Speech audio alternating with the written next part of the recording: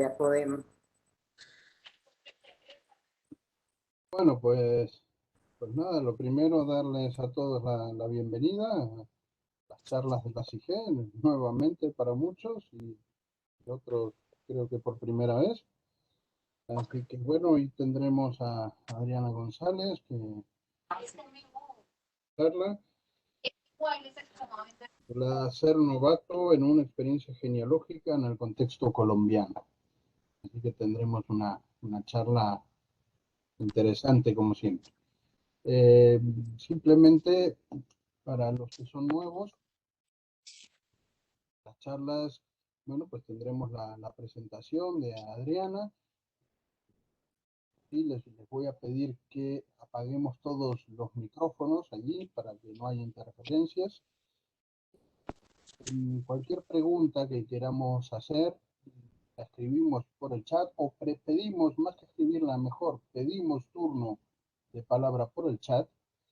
Luego al acabar iremos dando los turnos y ahí sí encendemos el micrófono y hacemos la pregunta, la consulta, el comentario pues, de viva voz, que siempre es más entretenido. Así que bueno, dicho esto, como ya les decía antes, tenemos hoy a Adriana González con nosotros. Adriana es psicóloga, ha tenido experiencia en el campo médico, ¿no? Experiencia trabajando, haciendo trabajo social, ¿no? Con comunidades, familias, y campo genealógico. Ha trabajado con Silvano Pavón para la Academia de Historia del Norte de Santander. Es miembro de la CIGE y bueno, es una habitual interviniente en todas nuestras actividades. Así que sin mucho más preámbulo, Adriana, te doy el micrófono cuando quieras. Bueno, buenas tardes. Pues para mí es realmente un honor estar en esta charla. Les estaba diciendo hace un momento que pues hace mucho tiempo no tengo la posibilidad de hacer este tipo de presentaciones, entonces pues es volver como a reaprender una situación que había dejado atrás hace unos años. Entonces pues voy a darles para que puedan ver la presentación y comenzar pues sin... Ya, ¿sí está bien? ¿Sí se está viendo bien? Sí, sí, sí, sí. Ok, perfecto. Pico acá y ya. Entonces, ay, ya. Entonces, bueno, pues mi charla se llama Ser novato en una experiencia genealógica en el contexto colombiano. El nombre de la charla básicamente es porque pues yo no tengo mucha experiencia en este campo. Llevo haciendo mis investigaciones genealógicas hace más o menos unos 2 o 3 años, esporádicamente, no todo el tiempo. Gracias a la pandemia tuve un poquito más de tiempo para revisar un poquito más pues las historias familiares y recopilar más información, recopilar fotos, recopilar pues cierta información que era necesaria para poder continuar pues con mi investigación. Entonces, pues la primera parte de mi charla es por qué hacer una genealogía. Entonces, pues hay varias razones y una de mis razones pues principales, porque esta es mi experiencia, es que hay que dejar querer dejarle un legado a mi familia. Yo tengo 3 sobrinos pequeños y ellos básicamente no sabían nada acerca de la familia, de dónde venían, de qué parte, de qué parte de su historia había. Mi familia se mudó a Bogotá, que es la capital de Colombia, de una región que se llama Norte de Santander. Entonces ellos pues dicen que son bogotanos y ya. Entonces, basado en eso, empecé a buscar para que ellos tuvieran su historia y pudieran conocer su historia. Entonces, pues también ahí está que las nuevas generaciones conozcan la historia. A través de este trabajo que hice le pude entregar a toda mi familia, a todos mis primos, a todos los hijos de mis primos, la historia de la familia y las fotos. Entonces, esa es una de las razones. La otra es porque, pues, soy una historiadora, entre comillas, frustrada. Me encanta la historia, siempre me ha gustado y a través de la genealogía me he encontrado otra vez con la posibilidad de trabajar en historia, de revisar historia, de aprender historia, de conocer la historia de mi región y de mi país nuevamente. Entonces eso pues hace parte de una de las partes más importantes pues de mi investigación. Por otro lado, pues obviamente he tenido la oportunidad de hacerme todos los exámenes de ADN existentes y entonces cuando uno se hace los exámenes empieza a descubrir una cantidad de cosas, aunque cada examen que me he hecho me ha dado resultados totalmente distintos. Entonces ahí empieza como el bichito de, pero ¿por qué? ¿Cómo así que en uno me sale que Portugal, en otro me sale que italiano, en otro me sale que alemán? Además porque pues en mi familia yo soy la única que tiene ojos claros y soy blanca. Entonces yo dije, no, pues ahí debe haber algún alemán incrustado en la familia y a raíz de los resultados de ADN encontré que no, que tengo un 0.5% de alemana. Entonces me pareció muy interesante como buscar de dónde y por qué. Y pues también debido pues como al auge que hubo de la ciudadanía sefardí, dije, ve, voy a buscar qué tal que encuentre alguna línea que pueda ayudar a alguien de mi familia. Porque pues yo en realidad en este momento no me interesa, pero sí para alguien de mi familia que pueda acceder a la ciudadanía sefardí. Entonces, pues estoy en esa búsqueda. Ustedes pueden ver casi toda mi presentación, van a encontrar muchas fotos. A través de toda mi investigación he logrado recopilar más o menos unas 700 fotos familiares con toda, o sea, llamando a todos mis primos con todos los álbumes, fotos que encontré destruidas, las he mandado a reparar y pues ustedes van a poder ver algunas de esas fotos que he podido eh, recopilar a través de todos estos años, de estos 3 o 4 años que llevo buscando cosas. Entonces, ¿cómo hace uno para recolectar datos? Pues esa es una parte muy importante porque, pues, fácilmente yo no tuve la posibilidad de que nadie hubiera hecho genealogías en la familia, entonces no había información real y nadie tenía como claro cuál era la situación familiar. Entonces, ¿qué fue lo primero que hice? Mi abuela murió hace más o menos unos 12 o 13 años. Ella tenía un cajón donde tenía muchos recuerdos. Entonces tenía postales de 1890, postales de 1910, tenía cartas, tenía escapularios, como pueden ver ustedes ahí en las fotos.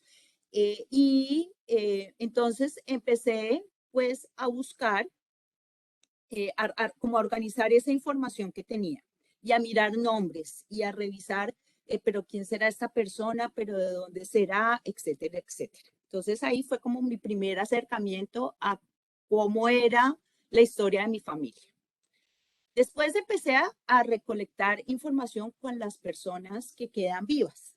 En mi caso es un poco complicado porque los viejos de la familia ya no están. Entonces, cuando los viejos de la familia ya no están, es muy difícil.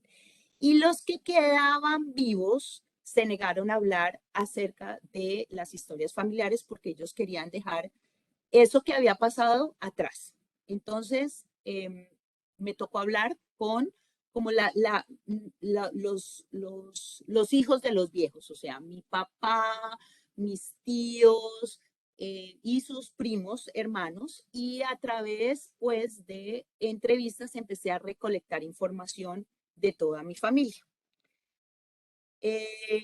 Muchas historias estaban escondidas, entonces hubo, pues, ¿qué pasó? Pues que muchas personas contaron cosas que querían contar, otras personas negaron cosas que querían contar, otras personas simplemente no quisieron expresar ni contar o contaron pues muy pocas cosas. Tengo tres fuentes muy grandes familiares, sobre todo por el lado de mi mamá. Son unos primos de mi mamá que tenían más o menos una idea de la historia. Uno de ellos es antropólogo y entonces él fue el que más información me dio acerca del lado de mi madre. Pero por el lado de mi papá, más o menos. Ahí habían cosas que sí, cosas que no, por la negativa de mis abuelos y mis tíos abuelos de contar qué había pasado o lo que sabían de su familia. También es importante observar las reacciones familiares acerca de las historias de otros miembros de la familia. ¿Por qué? Porque en muchos casos, pues hay cosas que la gente no quiere que se sepa. Entonces, pues en un caso concreto de mi familia, mis tíos abuelos tuvieron un incidente en una ciudad, hubo un muerto, ellos terminaron en la cárcel, entonces nadie sabía, era el gran secreto. Y por casualidades de la vida, algunos de sus hijos lo supieron, pero otros no. Entonces, cuando ellos me cuentan y yo escribo como esa historia, las reacciones familiares pues fueron diversas, me llamaron mentirosa, que porque no inventaba, que porque decía eso, etcétera, etcétera. Pero también tuve, por ejemplo, una prima que estaba totalmente negada a aceptar que mi bisabuelo había tenido hijos naturales. Entonces ella me decía, es que él era un buen hombre y él era un hombre de bien y era un hombre decente. Entonces, pues explicarle a ella que el hecho de que tuviera hijos naturales no era impedimento para que él fuera un hombre de bien, un hombre decente, un hombre bueno, pues es un poco difícil, pero pues, la investigación, parte de la investigación es eso, es encontrar ese tipo de cosas que a nadie le gusta hablar. Y obviamente, pues hay que confirmar la información que te da tu familia. Entonces, por ejemplo, esos primos, pues por parte de mamá me habían dicho que no, que nosotros descendíamos de un prócer de la independencia.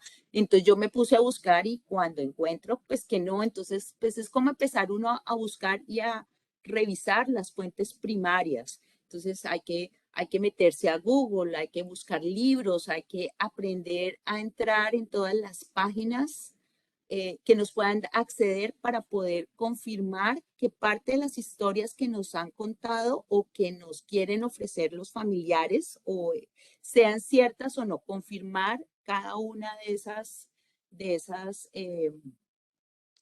pues, aportaciones que hace la familia. Entonces, pues, ¿qué pasa cuando yo lo que hice fue que hice toda la investigación y escribí como una especie de cuento o libro en PowerPoint, les hice a cada uno su árbol genealógico por ramas familiares y con las fotos que les estoy mostrando, más las fotos de toda la familia y se los mandé. Entonces, ¿cuáles pues fueron las reacciones ante esta investigación?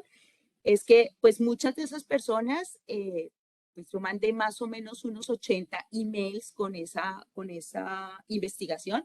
De esos 80 mails, pues hubo personas que ni siquiera me contestaron para decirme, oye, interesante, gracias, nada. Entonces, pues asumo que fue un poco o nulo interés y algunas me dijeron que eso para qué, que eso era perder el tiempo, que había cosas más importantes que hacer en la vida que investigar esas cosas. Hay otras personas que piensan que hay que dejar las cosas en el pasado y esa era otra de sus reacciones, ¿sí? O sea, dejar las cosas en el pasado, si lo que pasó, pasó y dejémoslo allá. ¿Sí? Y que los muertos ya están muertos y hay que dejarlos muertos era otra de esas reacciones familiares que tuve de parte, pues, como de toda mi familia. Interés, pero poca colaboración. Entonces, pues, ¿qué pasa? Que muchas de las personas de mi familia decían, no, qué chévere, qué interesante, cuéntame. Entonces yo me moraba 3 horas contándole que el abuelo fue a la guerra y que peleó y que yo no sé qué y que ta. Y entonces, pues usualmente esas personas tienen fotos o tienen información que me puede ayudar. Y cuando terminaba la conversación me decía, bueno, muy interesante, mira, ¿me recuerdas mandarte las fotos? Y nunca me llegaron las fotos, nunca me llegaron documentos que ellos tienen guardados, que quieren mantener y que no quieren darle a otras personas o pues dármelas a mí para que yo siga completando como ese baúl de los recuerdos familiares.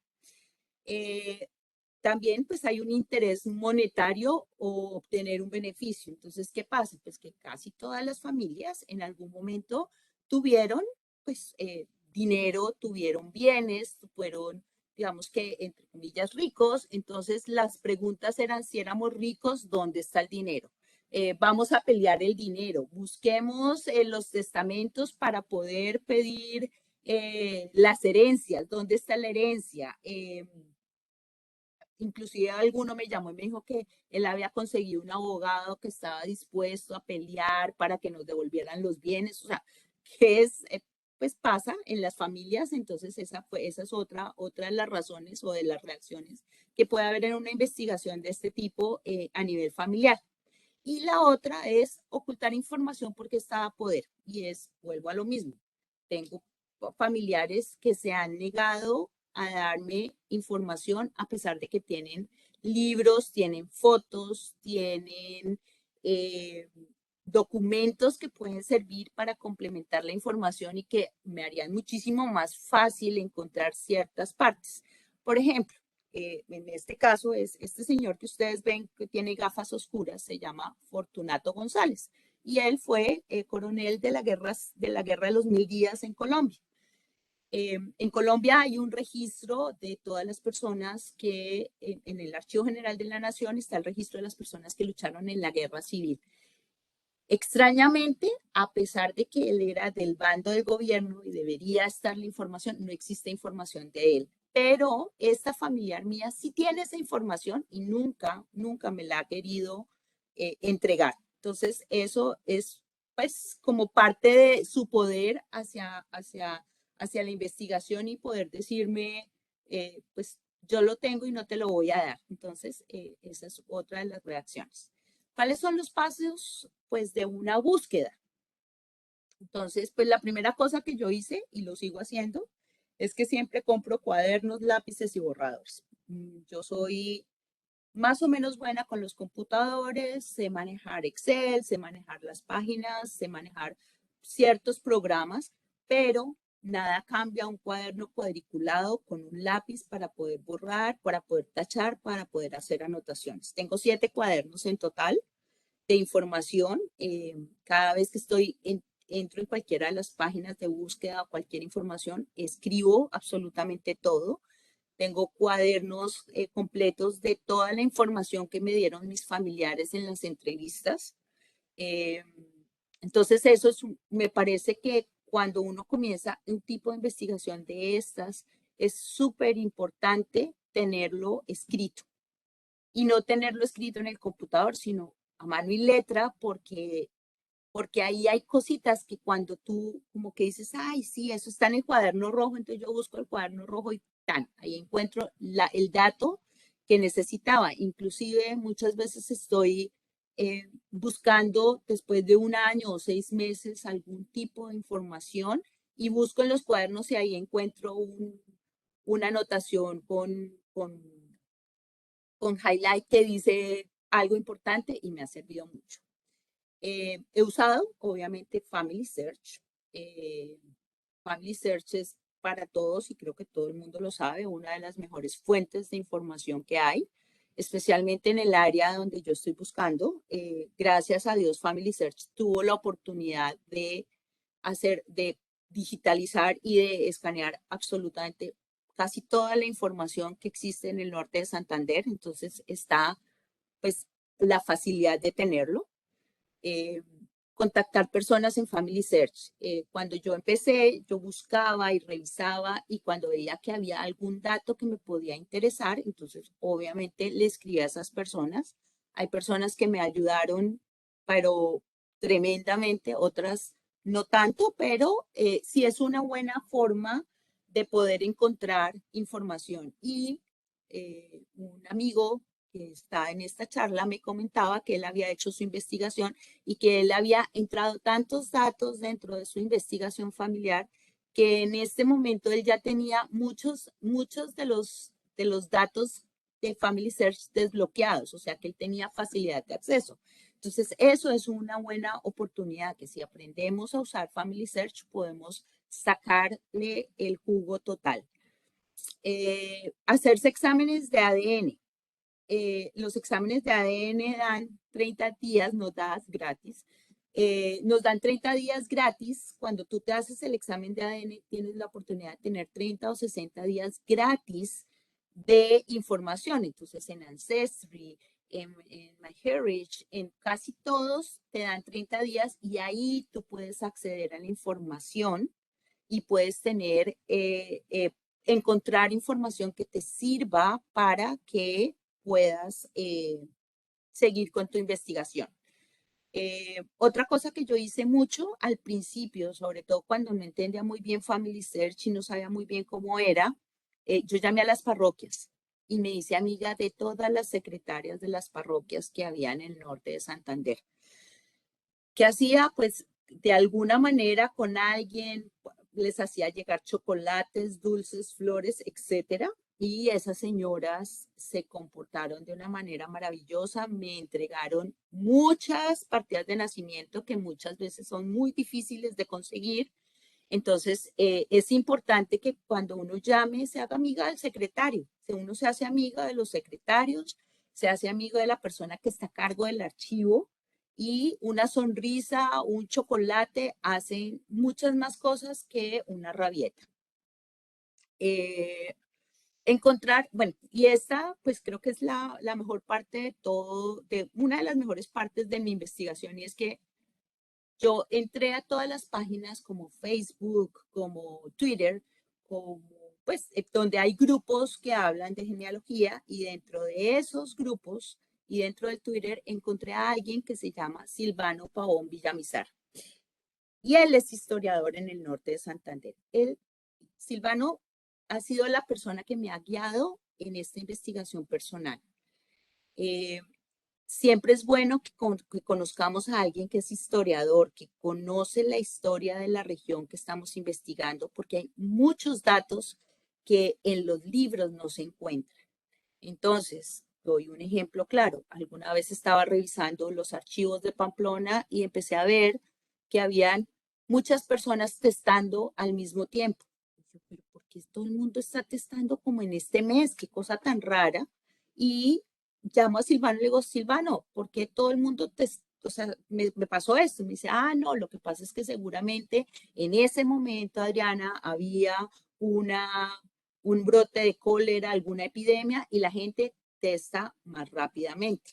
Entonces, cuando tú tienes a alguien que te guía, que te puede dar una información valiosa, que te puede ayudar, es muy importante porque eso te abre caminos, te abre espacios, te enseña, aparte de eso, a tener como un orden en la investigación, porque a veces uno es desordenado. Entonces, el tener un amigo que sea historiador, que te ayude, que te ofrezca su ayuda es muy importante, y se lo recomiendo a todas las personas que están empezando a hacer investigación. Traten de contactar historiadores, porque los historiadores les encanta ofrecer su ayuda, y en mi caso ha sido maravilloso encontrar a Silvano. Y también, eso sí lo admito, hay que hacerse o encontrar a un amigo que sea bueno, porque a veces ellos nos ayudan y nos dan la facilidad de tener acceso a ciertas partes de Family Search que por obvias razones están con candado. Entonces ahí a veces pues ya no tienes que escribir a la casa ni mandarle una carta ni nada, sino que esa persona te puede ayudar a encontrar el acceso fácil a la información que requieres en el momento preciso, o te ayuda a que puedas tener más fácilmente el acceso. Bueno, entonces, pues, ¿cómo lo voy haciendo? Entonces, pues yo en mi familia tengo 4 ramas en el norte de Santander. Casi todas están, gracias a Dios, lo digo así, pues gracias a Dios, están todas en Pamplona y están en Cúcuta, que es la capital del norte de Santander. Entonces, yo lo que hago es que como que me divido por meses para no entrar en monotonía con cada una de las ramas. Entonces hay meses que trabajo los Pérez, hay meses que trabajo los González, hay meses que trabajo los García y hay meses que trabajo los Contreras, que son como las 4 ramas principales. Entonces me pongo juiciosa a buscar información, a buscar partidas de nacimiento, a, a- a tratar de documentar lo más posible cada una de esas ramas que tengo. He buscado partidas de nacimiento, de matrimonio, de defunción, testamentos, documentos notariales, que también eso te ayuda y te guía en toda la parte de tu investigación. Entonces, es una parte que para mí ha sido súper importante y súper interesante, porque a veces, pues en vez de seguir buscando el nombre de mi ancestro, lo que hago es ponerme a leer todas las partidas de bautizo y me encanta porque encuentro unas cosas divinas. Entonces me gusta, es algo bien interesante. Eh, Vuelvo a la parte de buscar en Internet los datos históricos para confirmar o no las hipótesis personales. Muchas veces uno tiene ideas de cosas y simplemente se queda como en la idea de las cosas y hay que revisar, hay que buscar en los libros, hay que meterse en todas las páginas, hay que meterse en Google Books y poner nombres. Un datico que aprendí hace poco y que me encanta es que uno busca a cualquier persona y la pone el nombre de la persona entre paréntesis en Google y aparece mucha información que si pone el nombre completo, o sea, como busco a Adriana González, pues aparecen muchas cosas, pero cuando tú pones Adriana González, entre comillas, te aparece información más precisa que te puede llegar a ayudar más fácilmente. Cuando estoy totalmente trabada, que no encuentro, no encuentro qué más hacer, ni entiendo, ni nada, pues tengo la posibilidad de, obviamente, llamar a Silvano, que me guíe y que me jale las orejas y que me ayude y que me explique. También hay que buscar libros, hay que tratar de comprarlos. Es súper importante comprar y descargar libros, porque la información no solamente está en Google, o sea, hay que leer libros. En este momento, pues a modo personal, estoy investigando a uno de mis ancestros que llegó al norte de Santander, que fue uno de los fundadores de Pamplona, y pues simplemente hay que, o sea, he estado buscándolo y el señor, o sea, aparece en unas partes, aparece en otros, entonces tuvimos que hacer una línea de tiempo para entender si el señor, si era el mismo señor o había otro antes que él, o era un primo. Entonces, ahí está la importancia de poder buscar los libros en Google Books, encontrarlos, leerlos y buscar qué aparece para poder hacer, es como líneas de tiempo. Las líneas de tiempo son muy importantes en toda investigación genealógica. Porque es que a veces uno empieza a investigar y uno no puede pretender que el tío o el hijo sea menor que la mamá, perdón, sea mayor que la mamá. Entonces hay que, importantísimo, líneas de tiempo. Cada línea que se haga, cada ancestro que se haga, hay que ser muy meticuloso en la línea de tiempo. Y para eso, pues obviamente el cuaderno y el lápiz. Tomar clases de genealogía, paleología, documentación, súper importante, súper importante.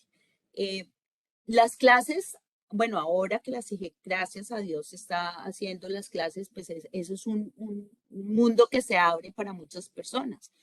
Pero cuando tú no tienes claridad de cómo es el procedimiento, es muy difícil empezar de a pocos, es muy difícil entender palabras. Sino que lo diga Juanjo, que la semana pasada le estuve preguntando algo que no debía preguntarle. Le estaba preguntando acerca, perdón, se me movió.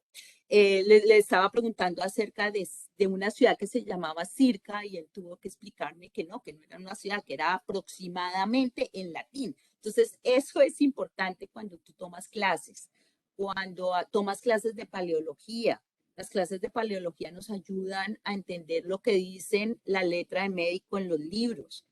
Nos dan una visión de qué es lo que está escrito, porque a veces es muy difícil y eso frustra. Entonces, tú empiezas a leer y no entiendes nada y ya no quieres seguir buscando, no quieres seguir leyendo. Entonces, es importante, muchas veces en los grupos de Facebook ofrecen clases, tómenlas. Una clase es buena. A mí me sirvió mucho y las clases de documentación también, porque entiende uno cómo son los procedimientos y cómo son los procesos.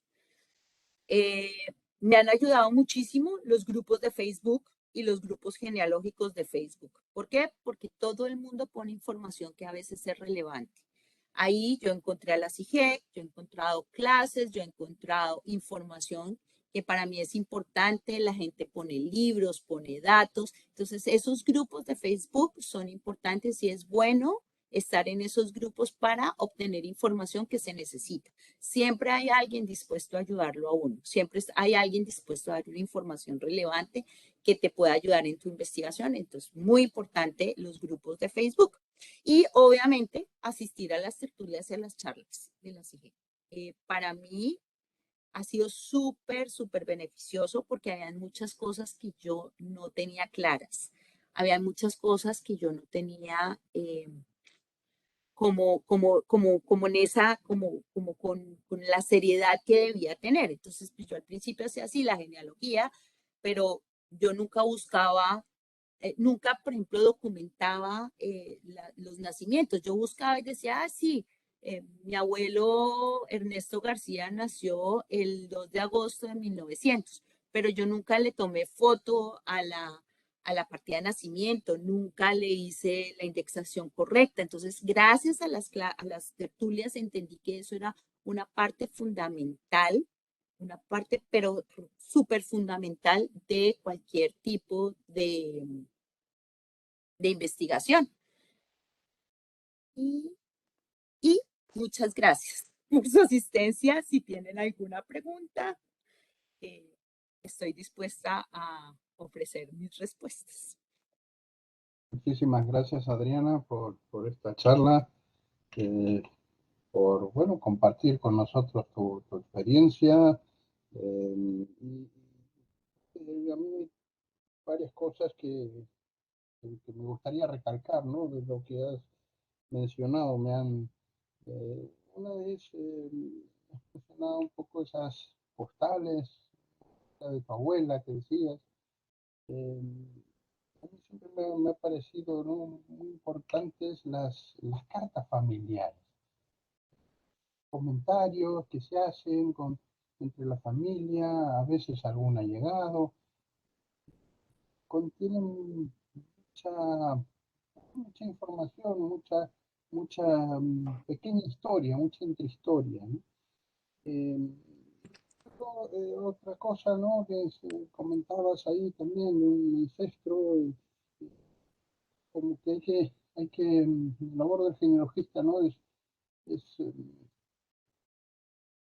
decir lo que fueron, ¿no?, con sus luces y con sus sombras, con sus aciertos y con sus defectos, ¿no? Y no, hay gente que siempre habla, no, todo es de color rosa. No, no, todos tenemos nuestras cosas, todos tenemos nuestras equivocaciones, en fin.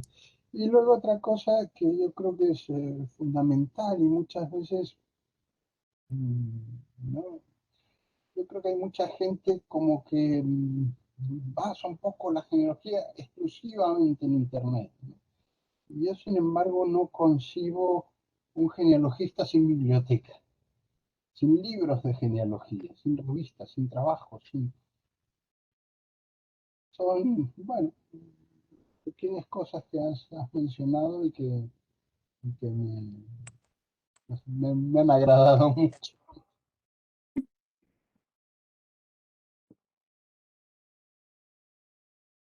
Bueno, Te muy, quería muy buena preguntar, charla.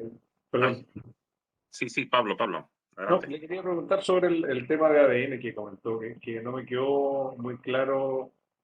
Mezclaste un poco la parte de cómo te ves con la investigación del ADN y un poco también el tema vinculado a la búsqueda sefardí. No sé si también lo estás vinculando al ADN.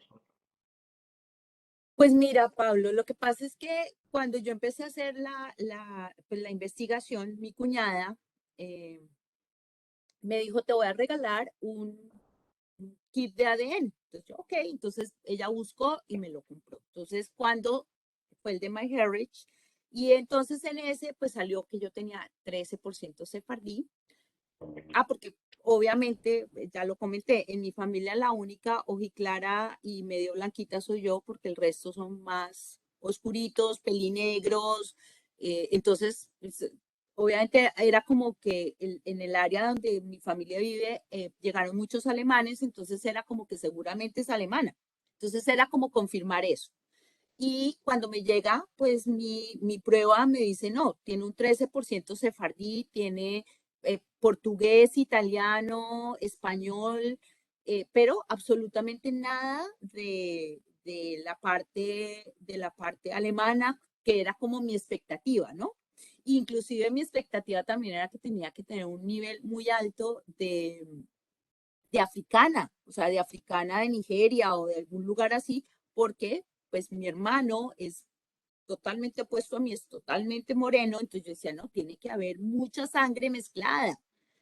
Y no, entonces me mandé a hacerle la otra prueba de ADN y en la otra prueba de ADN me salieron resultados totalmente distintos, que fue el de Ancestry. Entonces yo decía, pero, o sea, es como interesante, pero pues no es parte como fundamental de mi investigación. Yo creo que las pruebas de ADN le sirven a uno para más o menos uno guiarse hacia dónde buscar esas personas que pudieron estar antes que uno y de dónde podían llegar esas personas al país, por ejemplo, a Colombia, ¿no? O sea, entonces ya uno tiene una idea como que, pues no voy a buscar en los libros de genealogía de Alemania porque pues de alemana no tengo nada, ¿sí? Pero sí posiblemente tengo que buscar en los italianos o tengo que buscar en los portugueses o tengo que buscar en los españoles.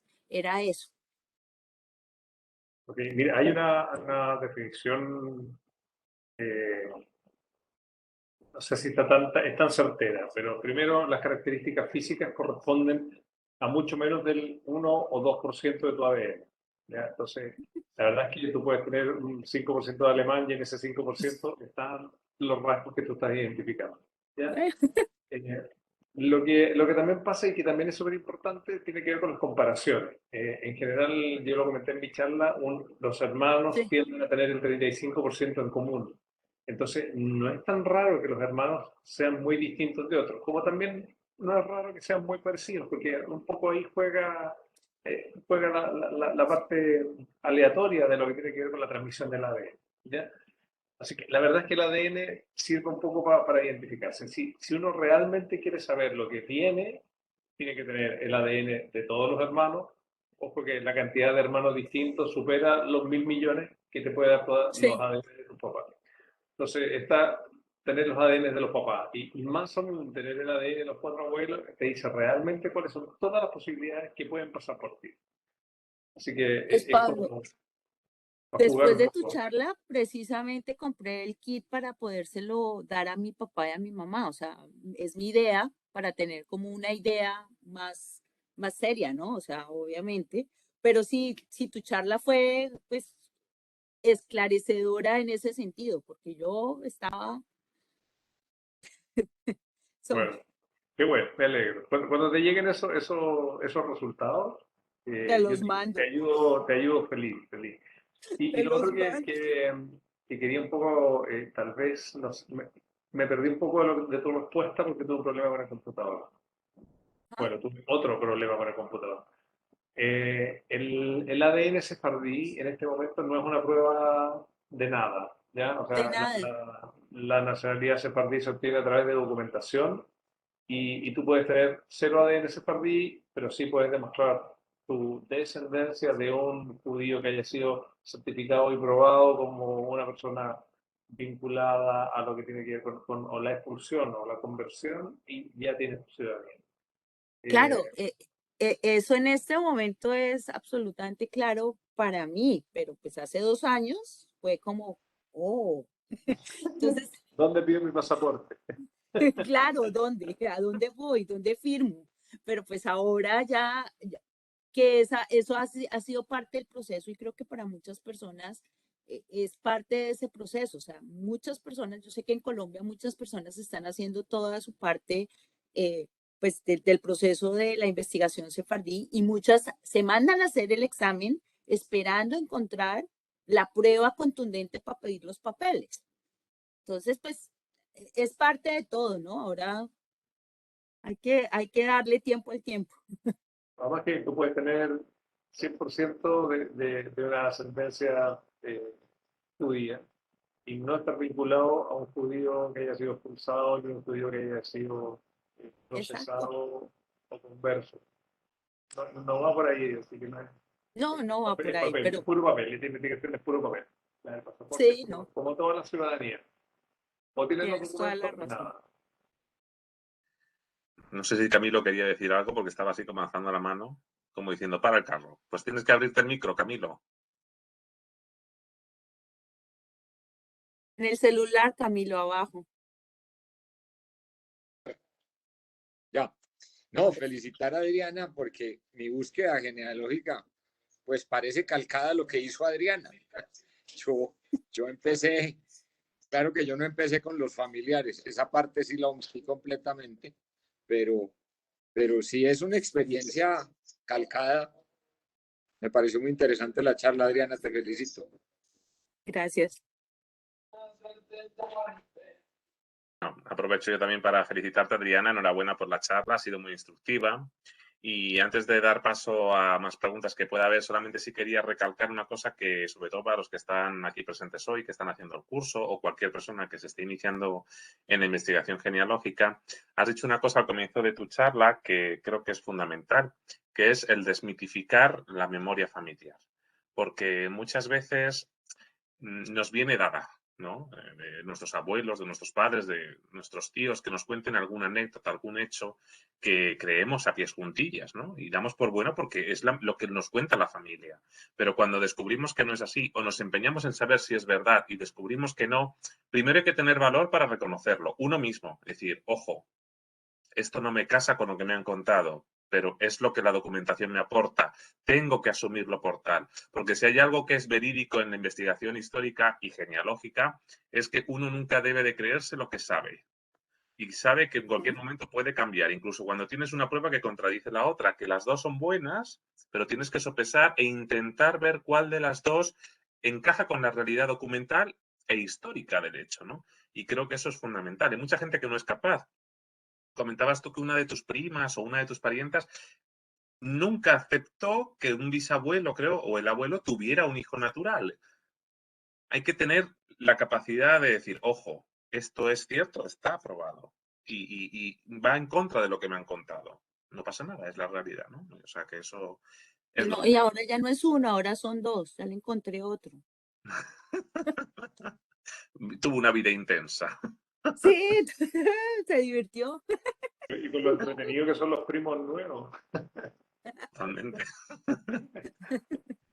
Bien, abrimos en este caso a más preguntas que puedan tener nuestros oyentes para la ponente, para Adriana González. Si queréis podéis pedirla a la vez a través del chat o si no, pues directamente intervenís, ¿de acuerdo? Sí, adelante. Creo que Emily ha puesto por el chat y después Andrés. Adelante, Emily. A ver, ¿me escuchan? ¿Sí? Sí. Sí, señor. Ok. Me llamó la atención, bueno, muchas cosas. Primero, gracias por la charla, estuvo excelente. Yo también entré en esto por hobby, no por aspecto profesional, sino por interés personal y me ha encantado. También llevo como unos 3 años nada más, así que me he identificado mucho con todo lo que contaste. Entonces te quería preguntar acerca de ese tío abuelo, qué sé yo qué, que tuvo hijos naturales y la pregunta era de que más o menos en qué años vivió él. Am, y la razón que pregunto es porque yo creo que hay un factor social histórico que me llama mucho la atención de, de esos hijos naturales, de eso de tener eh, hijos fuera del matrimonio. ¿Sabes más o menos en qué años tuvo hijos? Sí, mira, Emily, él nació en 1875 y el primer hijo natural que yo le encuentro a él fue alrededor de 1900 cuando estaba en pleno auge la guerra de los 1000 días en Colombia. Entonces, posiblemente él en alguna de sus batallas o alguna de sus campañas pues, de guerra, pues ahí tuvo un hijo. Y luego el segundo hijo que tuvo es una hija, en realidad la tuvo en 1905 y él se casa hasta 1910. Entonces, pues ahí tuvo su tiempo para poder disfrutar de su vida de soltero. Y pues en realidad he encontrado muy poca información, o solamente las partidas de nacimiento, y no he hecho investigación acerca de la situación o de cada uno, ni qué pasó, ni nada, sino solamente la partida de nacimiento. Entonces, pero es más Y o es, menos por esa época. sí, gracias. ¿Y eso fueron los dos hijos, fue con la misma mujer o con diferentes mujeres? No, con diferente mujer y en diferente pueblo. Oh, ok, ok, ok. No, lo que yo he estado tratando de investigar un poco, lo que pasa es que no tengo, una frase que no sé si es una frase común, pero no tengo forma de meterle la muela, es el hecho de familias paralelas, de Ok. una ocurrencia social, una cosa que he visto, en que hombres tenían más de una familia. Ah, y es un tema que me gustaría investigar, me gustaría investigar más. Gracias por contestar mi pregunta. Muy interesante esa apreciación, Emily, porque pues sería chévere poder saber si él tuvo una familia paralela, pero aparentemente y hasta donde mi prima dice que él era un hombre bueno, no, él era un hombre santo Pero, y bueno. pero volviendo al caso, se puede ser un hombre Sí, bueno y sí, bueno. pero eso va en las creencias de cada persona y en la educación, y para ella su bisabuelo Claro, era alguien perfecto y pues no puede venir aquí una cualquiera, pues sí, descendiente a decir que él era malo. a Entonces, pues eso descreditarlo, va, sí, sí. claro, y eso es parte de su creencia y hay que respetársela, o sea, totalmente hay que respetársela, pero pues los documentos son los documentos, como decía Juanjo, y pues yo se los envié. Definitivamente. Y por cierto, felicidades por conseguir tantas fotografías.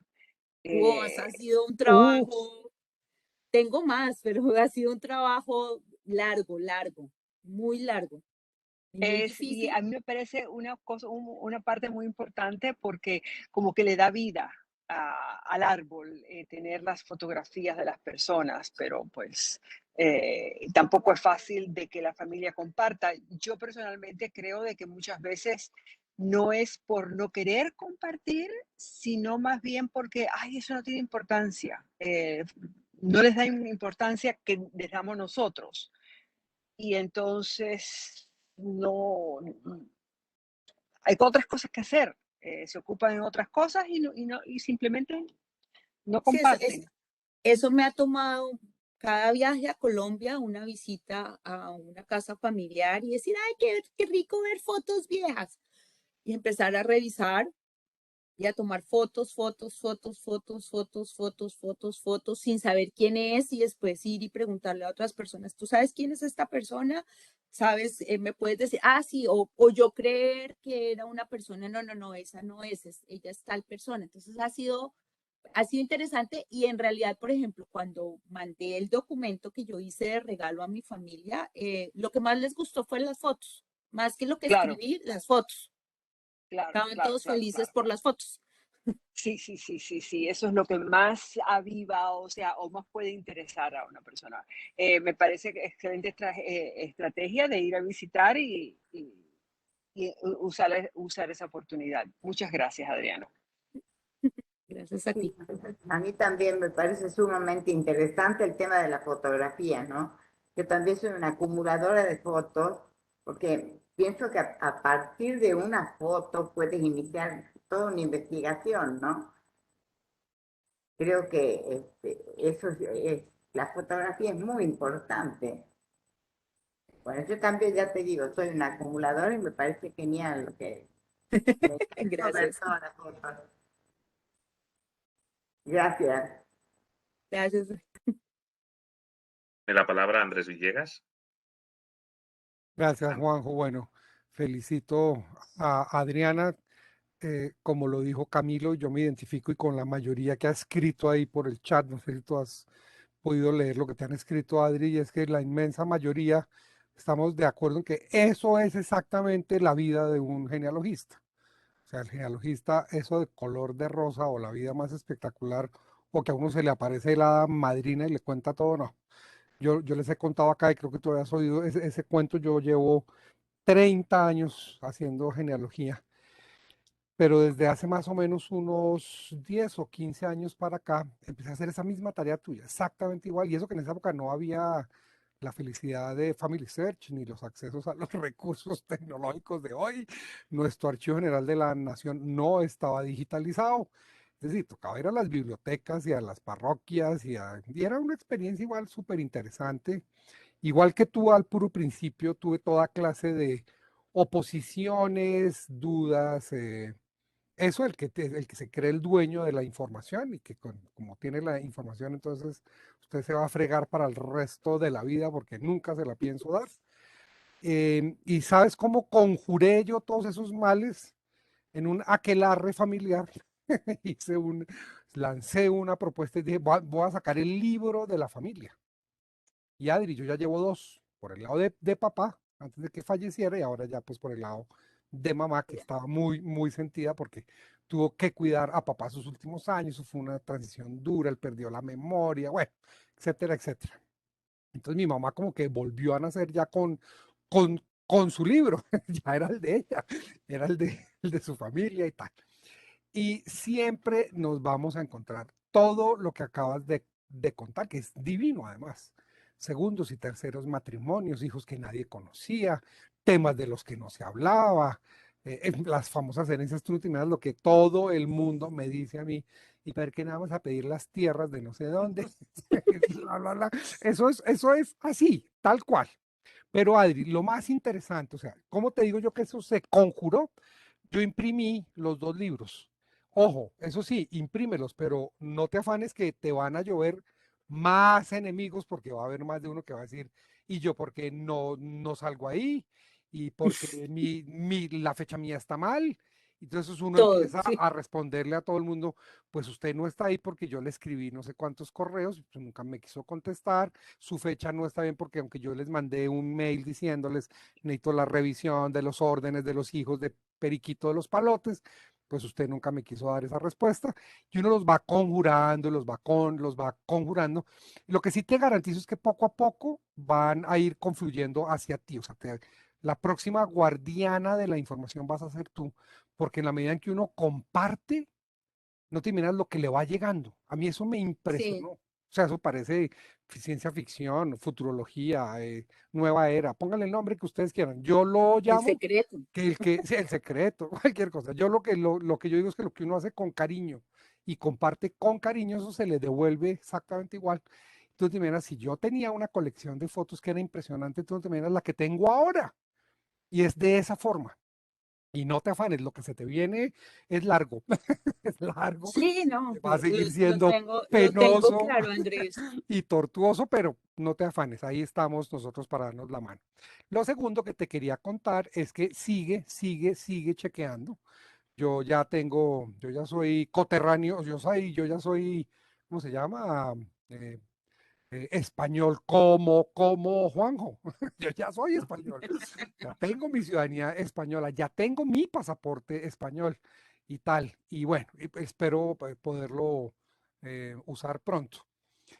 Imagínate que yo primero llegué por un judío específico, el que fuere, y después descubrí que me quedaba más fácil conseguir papeles de mi familia por otro judío. Entonces me fui por ese otro judío. Y a hoy llevo 7 judíos en mi haber, ya aprobados y documentados. Entonces, yo sí te animo a que sigas adelante, lo que necesites, lo que quieras. De verdad que con el gusto más grande, porque hoy nos has retratado, por lo menos a mí, hiciste una fotografía idéntica mía. Te felicito. Muy bien, muy Muchas bien. gracias, Andrés. A ustedes muchas gracias. Gracias, Juanjo. Adriana. Me encanta el verbo que usa Andrés para conjurar a la familia como si fuesen brujas y meigas. Es fantástico. Bien. Tiene la palabra Rafael Pereira, que estaba esperándola.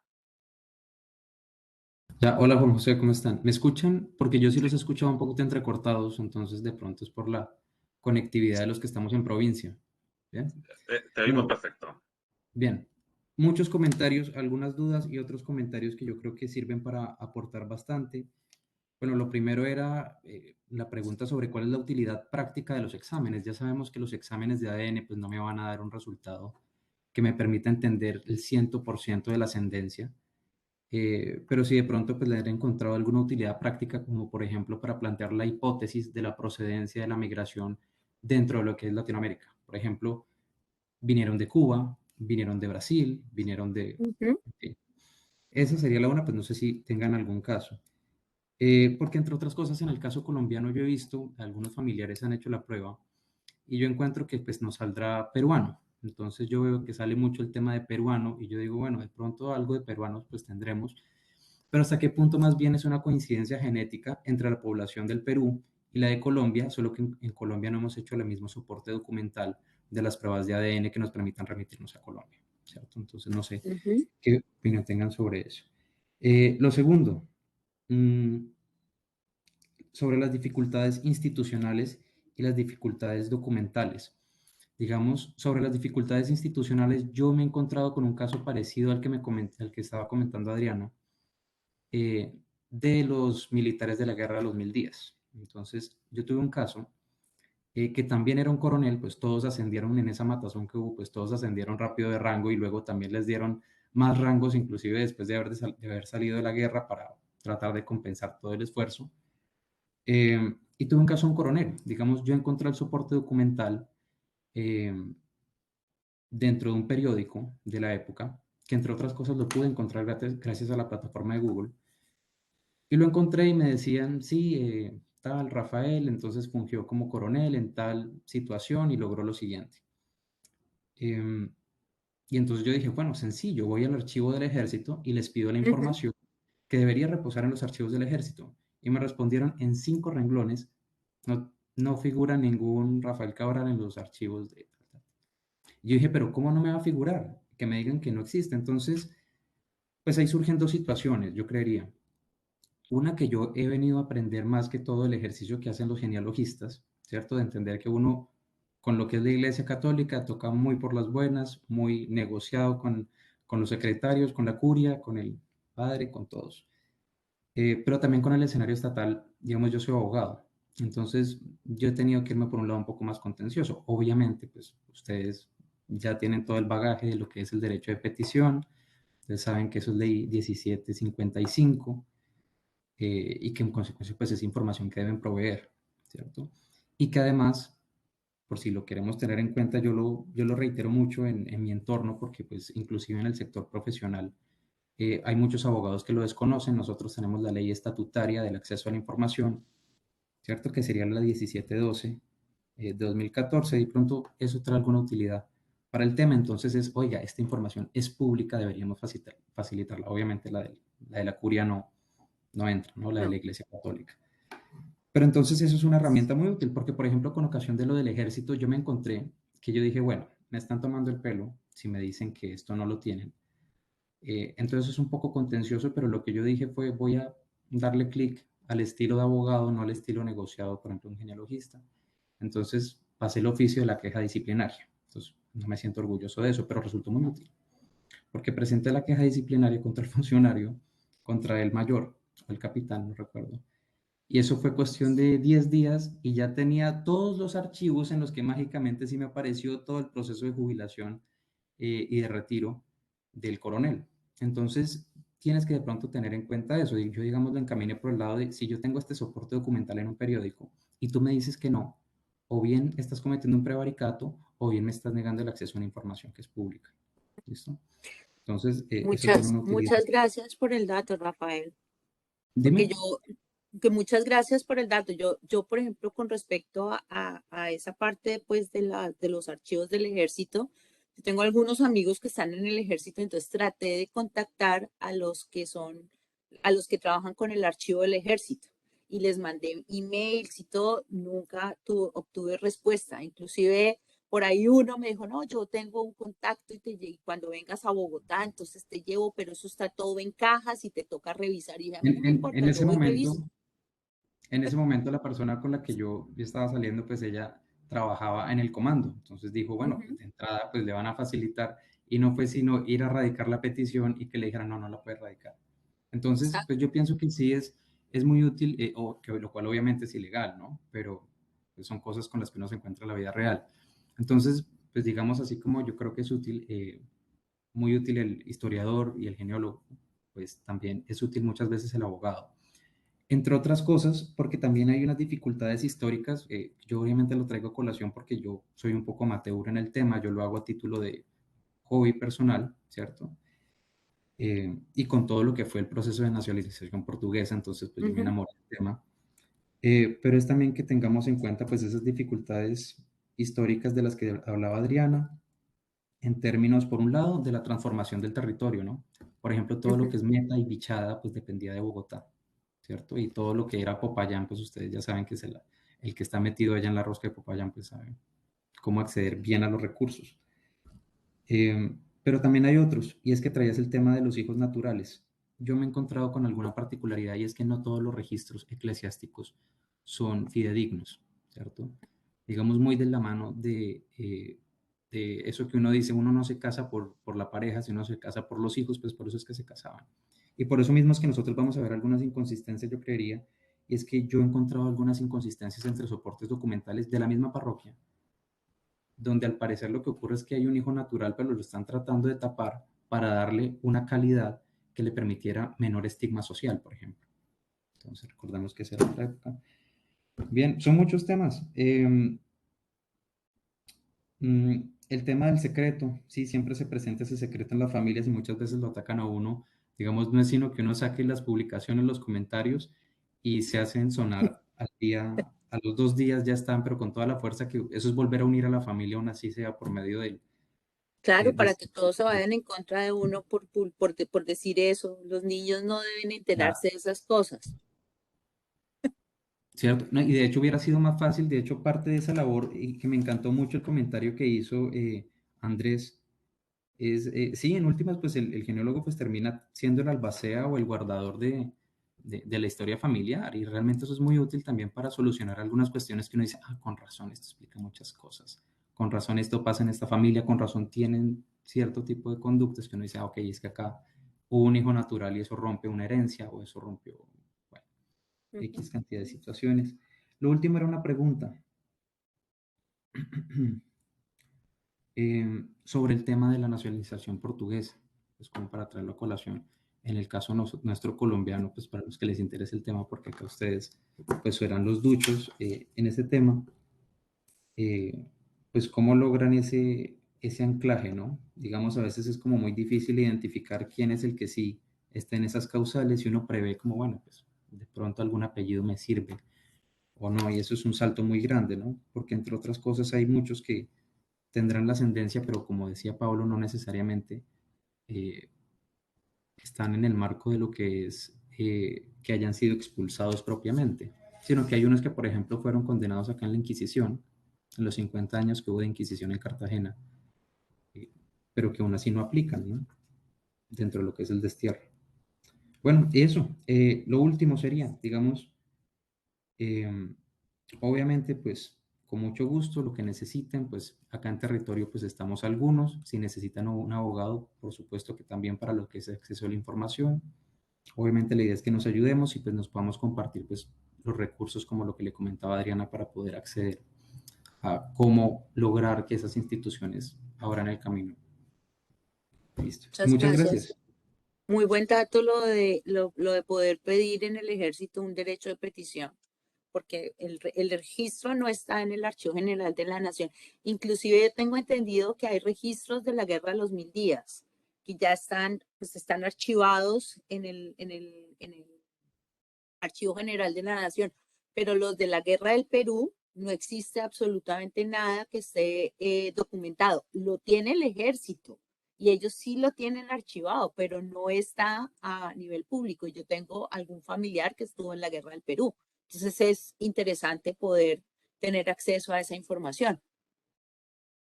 Digamos, no está a nivel público, que pena te volví a interpelar, Adriana. No está a nivel público porque todavía no está dispuesto legalmente al público, porque sabemos que en la práctica no. Sí. Yo sí les insistiría, de pronto suena un poco redundante porque yo sé que algunos ya son duchos en el tema, pero que tengamos en cuenta la ley 1712 de 2020, que es la que me establece solamente podemos restringir los siguientes casos de información. Y nos vamos a encontrar con ese problema en todas partes, ¿no? Digamos, uno se encuentra funcionarios que dicen, no sé, me preguntan, Rafa, no sé si le puedo facilitar estos datos sobre en cuánto la alcaldía compró o expropió este predio, porque eso es dinero, entonces yo no sé si yo puedo dar esa información, por supuesto que es información pública. Miramos a la ley 1712 y ahí me dice puntualmente qué información puedo restringir y qué información no puedo restringir. Entonces, pues, ayuda. Muchas gracias. Gracias, Rafael, por tu intervención, muy esclarecedora también en temas legales. Le damos la palabra ahora a Melinda, que estaba esperando su turno. Adelante, Melinda. Muchas gracias. Primero, muchas gracias por la presentación. Yo trabajo en el área de Boyacá y me gustaría saber, dijiste que estás trabajando los García y yo quería saber en qué parte estás trabajando los García. Casi todos hasta ahora, hasta donde he encontrado, están en Pamplona y en Cúcuta, en el norte de Santander. Sí, porque aparecieron los García en Belén y Cerinza en más o menos 1750 y yo no sé de dónde venían. Entonces, quería pues una Podría pista. ser, no sé si Silvano está, pero podría ser que vinieran de Pamplona, que era uno de los sitios donde entraba mucha gente, y pues por la cercanía a Boyacá con los Santanderes es posible que Sí. pudieras de pronto revisar en el archivo de Pamplona. Listo. ¿Y el archivo de Pamplona está en Family Search? Sí, señora. Perfecto. Pues también quería saber si los que están trabajando en Colombia saben acerca de periódicos. Pues en Gringolandia hay muchos periódicos desde los 1600, ¿no? Podemos encontrar fuentes de historias y todo eso de los ancestros en los periódicos del pueblo, y lo que no encuentro son periódicos, o sea, antes de 1930, más o menos, allá en Colombia. ¿Existen? Y si sí existen, ¿en dónde los encuentro? Melinda, perdóname, yo meto la cucharada, es Andrés Villegas. Yo pude Adelante. visitar el archivo que tiene el diario El Espectador, que es muy antiguo acá en Colombia, pero pues obviamente no es tan antiguo, es de 1880, pero ellos tienen un muy buen archivo, no muy completo, pero es más o menos bueno, el periódico El Espectador, y tiene acceso al público. Y el periódico El Tiempo intentó hacer un proyecto de vincularse con Google y efectivamente todavía se pueden encontrar trazas de esa búsqueda, pero ellos rompieron el link. Yo creo que se disgustaron con Google o algo pasó.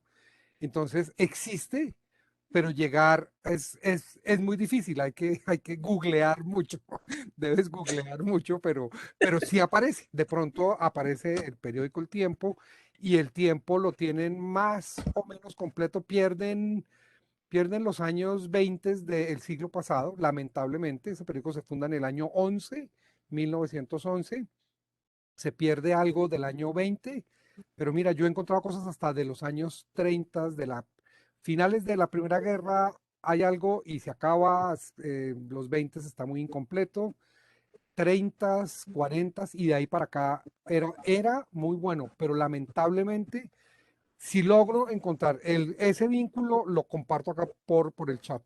Excúsame la intervención tan No, estrepitosa. agradezco, muchas gracias. Creo que Camilo tenía la respuesta. Muchas gracias. Camilo. No, se distrajo. Bueno, alguien puso el diario oficial, no sé qué es esto, perdón, que José Tomás, ¿podrías explicar qué es esto? el diario oficial. El- ¿Y el- dónde lo encuentro? Bueno, de pronto alguien lo puede decir un poco mejor que yo. El diario oficial es donde salen las leyes y a veces ese está como desde siglo XIX.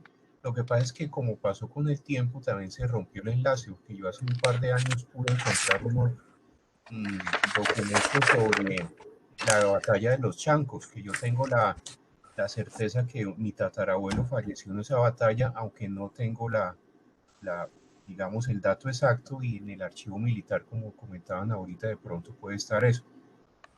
El asunto es que ahí habla de los que sobrevivieron y que les dieron pensión y que les dieron reconocimiento. Entonces el diario oficial es donde salen todas las leyes y a veces salen muchos nombres de los ponentes, de los abogados, de la gente afectada, y eso está, como les digo, hasta ahorita, el último que salió esta semana 2021, y está el acceso desde, eso que creo que es como 1850 más o menos.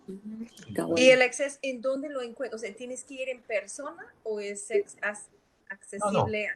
No, No, tiene el diario oficial. Tú puedes poner diario oficial y es más, hay unos videos en YouTube de cómo consultar el diario oficial y los he seguido y ya solamente uno puede ver los últimos de los meses 2021, aunque ahí hay mucha información de histórica, digamos, más que genealógica, como que para buscar cosas. Sería como un... Lo otro, lo que decía ahorita sobre el diario El Tiempo, anteriormente uno hacía Google y encontraba las notas sociales del periódico El Tiempo y las esquelas mortuorias donde había montones de información de familias, y de un momento a otro ya uno solo puede buscar El Tiempo y empezar a mirar si uno tiene más o menos la fecha, mirar ahí página por página, aunque por cuestiones a veces uno dice esa fecha no está y resulta que están 3 o 4 días en un mismo archivo por cuestiones de que los escanearon en el otro sentido, cosas así. Pero es muy interesante ponerse a mirar las notas sociales, que es un trabajo que yo llevo haciendo hace muchos años, de tomar sobre todo el periódico El País de Cali, los sociales, lo que es primero fallecimientos, matrimonios y eventos, y uno va armando las familias así sin darse cuenta. Entonces es muy Sí. interesante las cosas contemporáneas y bien importante el comentario. Yo creo que en el Banco de la República también se pueden buscar diarios, no solamente los del Tiempo, El Espectador y los diarios más importantes, sino como de los pequeños pueblos. No sé si estoy equivocada, Camilo, Sí, pero yo he encontrado cosas en el Banco de la República. sí, la sede del Banco de la República, pongamos la de Cali, tiene en microfilm, aunque uno ya en el del microfilm ya puede escanear la imagen, ya no tomarle solo fotos, sino ya escanear, un periódico que se llamó Relator y otro que se llamó Diario del Pacífico, que es pura historia del siglo XX. Entonces eso existe y ahí hay mucha información, inclusive hay una anécdota de una persona, un investigador de otra cosa, creo que de literatura, que encontró un libro de un escritor caleño de los años 30, escrito semanalmente en ese diario, y lo publicó. O sea, una novela perdida, digámoslo así, que la recogió a partir del periódico. Aparte de eso, hay otros periódicos de esos pequeños de siglo XIX, como el Amaime o el Ferrocarril, que también están en microfilms en muchas bibliotecas. O sea, de la región de donde yo vivo, que debe ser igual en todo Colombia. Entonces, eso El Banco de la República tiene... Y la Biblioteca Nacional también. El Banco de la República tiene una colección de documentos impresionante. El ICANN, el Instituto Colombiano de Antropología e Historia también. Son documentos que están en línea, se pueden bajar inclusive, no hay necesidad de tomar pantallazo. Yo creo que esos son dos recursos bien importantes. ¿Eso fue el museo de qué? Perdón, no escribí suficientemente rápido. ¿El Inca? La República y el Instituto Colombiano de Antropología e Historia, ICANN. Y la Biblioteca Nacional de Colombia también. También. Hay mucho archivo en línea y otros que tocaría así buscarlos. Aunque uno les escribe a ellos y le mandan el PDF de esa información. Alguna vez yo estuve visitando la Biblioteca Nacional y tenían ahí unos archivos PDF, los pedí y a los días me llegaron al correo de información de, como de los militares y otras cosas por allí. Estaba buscando de mi tatarabuelo militar. Perfecto. La importancia de las charlas. Qué pena, hago otra intromisión rapidísima, esta para Melinda. Ah, bueno, ahí vi que ya viste el link que puse en el chat y Sí. más abajo te puse el link del ICANN, Instituto Colombiano de Antropología e Historia. Muchas gracias. Tenía otra preguntita, si puedo. Claro. Me gustaría saber, bueno, en 1734 hubo un incendio en Serinza, que era pues de donde viene la familia, y se quemaron todos los registros parroquiales. Me gustaría saber si alguien sabe si estos registros eran copiados o algo, si hay otra fuente que podría utilizar, porque ya no existen los registros más antiguos de 1734. Si alguien sabe algo de qué otra fuente podría haber. No, ok. Hombre, Sí, sí. yo lanzo a la piscina, pero no lo sé porque no controlo la documentación de la zona. Tal vez protocolos notariales, pero si ardió la ciudad entera, entiendo que los protocolos también ardieron. No lo sé. Copia parroquial no creo que haya de esas fechas en diócesis. Expedientes matrimoniales en la diócesis, tal vez. En el archivo diocesano que sea el correspondiente a esa área, tal vez a través de libros de matrículas que se conserven en el archivo diocesano, si lo hay, ¿eh? Estoy hablando un poco lo que yo tiraría, por ejemplo, en un contexto español, que puede ser que... De pronto documentos notariales de esa zona o de las zonas vecinas. Sería lo único, pero lo que se quemó se perdió. Sí. Eso es lo que yo pensé. Bueno, yo creo que esas son mis preguntas. Muchísimas gracias. Muchas Agradezco gracias. toda la ayuda que he recibido para trabajar en Boyacá desde Estados Unidos. Este año ha sido, pues, he aprendido muchas cosas y he logrado mucho a pesar de todo. Muchas gracias, Melinda. Ah, sí, fantástico. Muy bien. Quería hacer una intervención también Pablo Blanco. Adelante, Pablo, nuestro vicepresidente.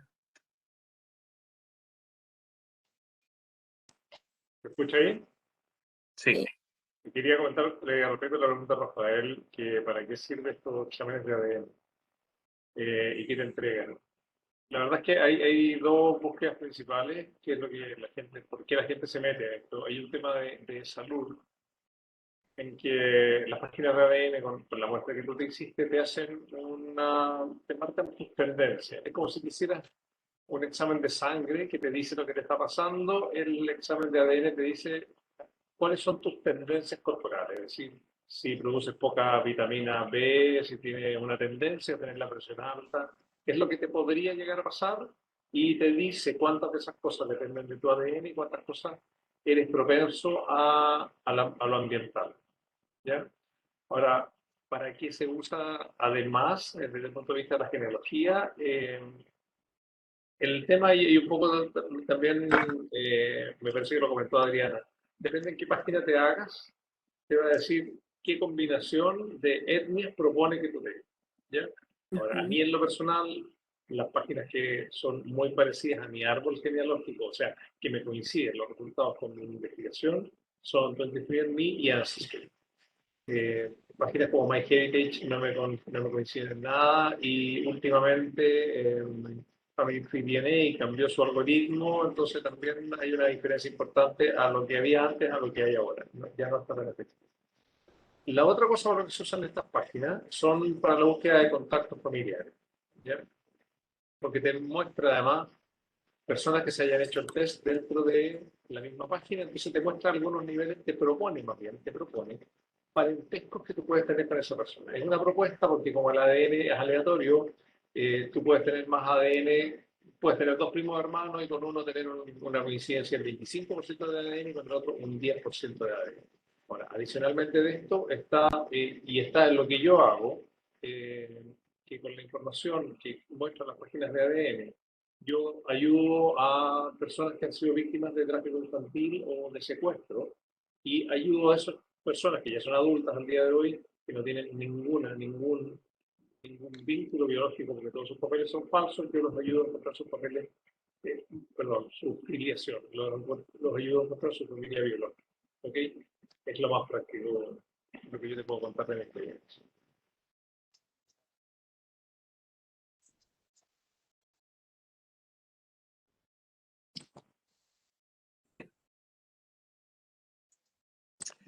Gracias, Pablo. Sí, vale. Muy bien, más preguntas para nuestra ponente, que bueno, esta presentación ha sido con motivo de su reciente acceso a la asociación, ¿verdad? ¿Alguna pregunta más para Adriana González?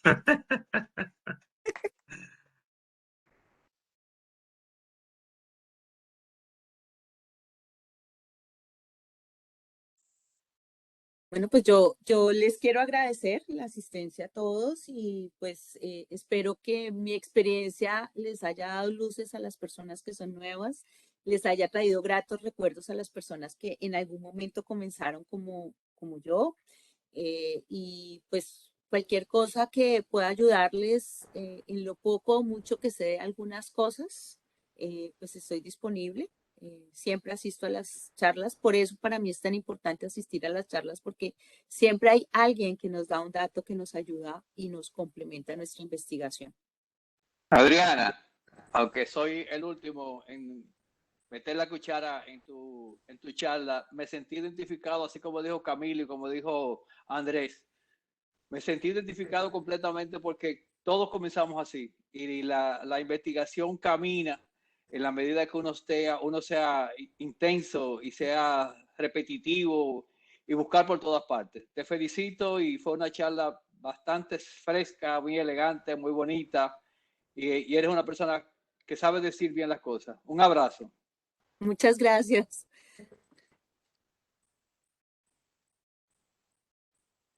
Sí, Adriana, todo muy lindo. Muy Todo, amable. todo. Sí, muchas gracias. Me encantó la respuesta también. Adriana, como puse en el chat, yo creo que todos recordamos un poco nuestros inicios. Porque siempre Era la pensaba idea. que era porque uno quiere buscar algo, parte de herencias y cosas, y eso yo creo que todos hemos pasado por eso en algún minuto de nuestra vida, al menos cuando inicié me siento muy identificada, porque eran más o menos las preguntas, eran más o menos las impresiones de las personas, las opiniones, muy, muy buena y muy linda tanta fotografía que has conseguido, eso es valiosísimo, es Sí. enorme, así que muchas gracias, todo muy bien, perfecto, gracias por traerla. Muchas gracias. Algún día les compartiré el resto que no les puse, que no me cabían todas. Claro. Chao todos. Bien, pues si no hay ninguna otra pregunta, nadie quiere aportar alguna cuestión a nuestra ponente, a nuestra socia de número, ¿verdad? Pues ¿Puedo hacer Mariano, otra pregunta? adelante. Claro.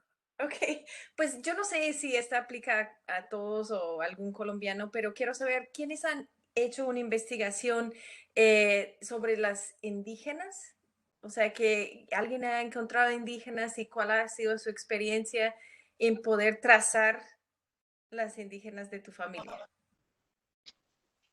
¿Alguien?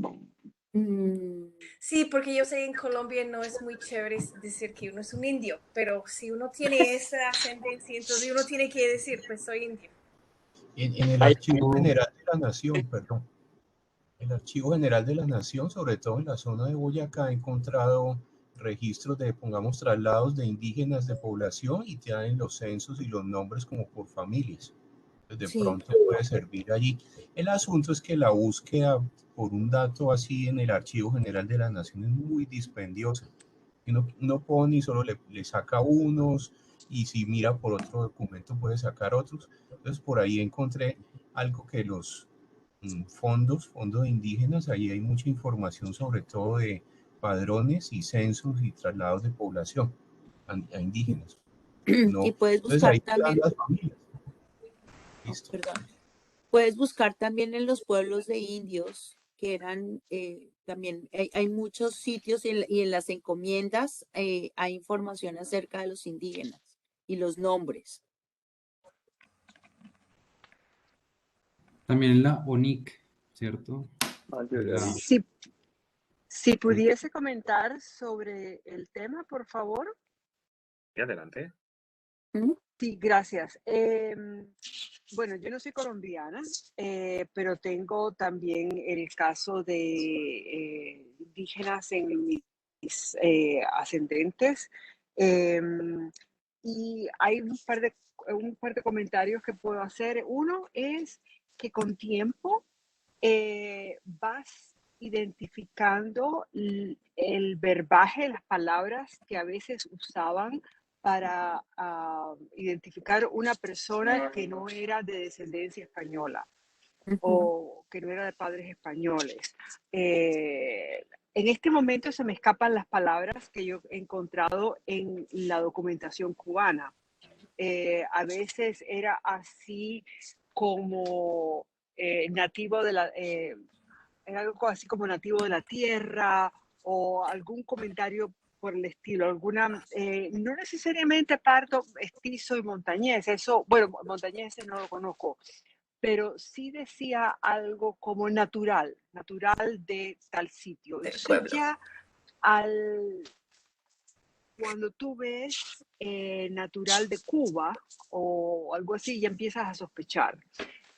También había, en Cuba por lo menos había ciertos lugares, no sé cómo se dice en castellano, que eran reservations, que eran áreas geográficas reservadas para la población indígena. Entonces ya tú sabes que si un hombre se casa con...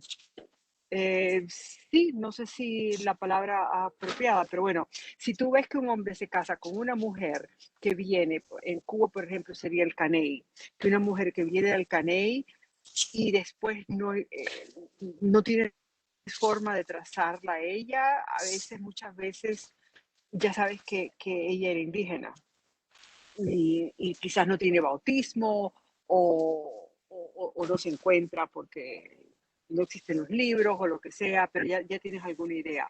Otra forma es que he tenido muchísima suerte, que se ha hecho un estudio genético de algunas mujeres, de algunas personas cubanas que tienen el haplogroup materno, que es indígena, y se les ha trazado las líneas a esas personas genealógicamente a través de documentación, y se ha encontrado que llevan a cierta mujer que es antepasado o de una... Y que ella o se documenta de que ella era indígena o se sospecha por el vocabulario, por la falta de ciertos datos a veces, etc. Entonces también existe el factor o la posibilidad de pasar por la genética, por el haplogroup. Sí, ¿me explico lo que es el haplogroup? No, Sí. ¿Sí? I speak English, okay, so I'm okay. good. Oh, okay, great. Okay. So yeah, the maternal haplogroup. Si el grupo materno llega a eso, esas personas pueden ayudar a veces a identificar algunos de nuestros antepasados que son indígenas. Gracias. Muchísimas gracias. Una cosa que yo he notado en Boyacá es que muchas veces ellos tenían dos libros, el libro de blancos y el libro de los demás, pero no todos eran así. Y otra cosa que aprendí en otro tertulia, no aquí, pero en otro grupo, es que si dice natural del pueblo, el pueblo era el pueblo resguardo de indígenas, pero si dice vecino de, por ejemplo, natural del pueblo de Tensa, es mulato, o puede ser, perdón, mestizo, puede ser mestizo o indígena, pero si dice es vecino de Tensa, eran blancos. ¿Alguien más ha encontrado eso? O sea, ¿es cierto lo que escuché? La diferencia en natural y pueblo y vecino. Sí, okay. Efectivamente, yo creo que eso es más o menos lo que yo me refería, del natural de tal sitio. Sí, es solamente en un documento que encontré hace unos meses, que es un padrón de Tibasosa, Boyacá, de donde son mis ancestros, que aparece justamente así separados, blancos, mestizos, así de esa forma, y yo vengo de los mestizos, que ahí encontré a unos antepasados, no directamente de mi apellido, sino una hija que se casó con uno de mi apellido, Buitrago. O sea, hasta ahí encontré, entonces subí un par de generaciones más. Aunque más hacia arriba habría que mirar de dónde están esos archivos. Pues está más que todo en el Archivo General de la Nación, si es indígena. Gracias. Gracias. De todas formas, solo un apunte a este respecto con lo de la terminología de natural y vecino, sobre todo saliéndonos del ámbito colombiano y ya yéndonos, yo no traigo a casa, al ámbito, por ejemplo, español, sobre todo por si algún día os sumergís en libros españoles por alguna rama vuestra, hay que diferenciar que natural y vecino es distinto. Cuando hablamos de natural es que es nacido en esa localidad. Y cuando hablamos de vecino es que reside pero no es natural de esa localidad. Lo digo para tenerlo en cuenta en investigaciones, por ejemplo, en el ámbito español, ¿de acuerdo? En otros países de América me imagino que pasa también como en Colombia. Pero bueno, quería hacer esta distinción y que también la había hecho ya Verónica Castro a través del chat. Yo haría otra puntualización, Juanjo, depende de la época. También depende. En ciertas épocas, ser vecino indicaba cierto rango en la ciudad que no tenían los estantes o habitantes, aunque vivían todos en la misma ciudad. Sí, pero sí, bueno, tiene matices todo. Tiene un rango en el sentido de que es un cabeza de familia, pero también muchas veces, pero muchas veces, incluso en el 17 y en el 16, encuentras a mujeres que no son cabeza de familia y dice vecina de este lugar. Residente, es que tiene esa doble interpretación. La interpretación jurídica de vecino es cabeza de familia, pero también a la hora de referirse para hablar de la naturaleza pueden referir directamente vecino de, y suele estar implicado el que no es natural. Pero sí, depende, es matizable, es matizable. Una pregunta de documentación, ¿ok? Por lo menos aquí en Gringolandia, lo que nosotros basamos el nombre en lo que encontramos en los registros. Digamos, si dice Carlos, es Carlos. Pero lo que yo estoy encontrando es que depende en el sacerdote. Nace el niño y lo bautizan Joseph, con PH. Luego se casa, es Joseph, con F. Luego es el papá de no sé quién y es José. Y quiero saber cómo ustedes allá en la genealogía hispánica prefieren que lo hacemos José porque todo el mundo sabe que es José y no Joseph, PH. ¿Y por qué están poniendo PH? Eso es totalmente no español. Me meto rápido y yo lo intento solventar rápidamente, porque básicamente es una derivación del lenguaje. En origen sí que se terminaba con una E que podía parecer una F, José, porque viene del hebreo, entonces es un José. Pero esa F final deriva en castellano a desaparecer y se queda en José. Es un José. Entonces, al principio ponían un PH porque en latín la F se escribe PH. Por eso en inglés se usa PH para decir el sonido F, por el latín. ¿Qué ocurre? Que con el paso del tiempo en castellano la F se escribía con una F, no con un PH. Entonces ponen José. Llega un punto en que el lenguaje ha evolucionado de tal manera que es José, entonces dejan de poner la F. ¿Cómo lo ponemos en genealogía? Pues esto hay 1000 escuelas. Están los que intentan mantener una grafía antigua y los que intentan modernizar la grafía a la actualidad. Eso ya depende de cada uno. O sea, no hay un estándar si yo pongo José, porque a mí me da la impresión que es José y no Joseph y no Joseph. ¿Está bien si yo pongo José o estoy equivocada? De cada época. Es eso, es Sí, el momento en el que fue escrito, se usaba. Un momento.